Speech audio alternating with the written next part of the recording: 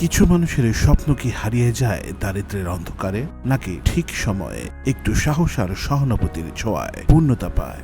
আপনি কি জানেন একটি শিক্ষাবৃত্তি কত শত স্বপ্নকে নতুন করে ডানা মেলতে শেখায়? লেখাপড়ার জন্য বই কেনা, তারপরে এডমিশন টেস্টের বিভিন্ন ভার্সিটির ফর্ম তোলা, যাতায়াত খরচ, অনেক কিছু মিলিয়ে বাবা বলে আমি আর টাকা পয়সা দিতে পারবো না, আর লেখাপড়ার দরকার নেই। বসুন্ধরা শুভ সংঘের সাথে আমার পরিচয় হয়। তারপর তারা আমাকে একটা চিঠি দেয়, যেখানে লেখা ছিল যেন আমার স্নাতক সম্মান পাশ করার আগ পর্যন্ত তারা এই খরচটা চালিয়ে যাবে আর কি।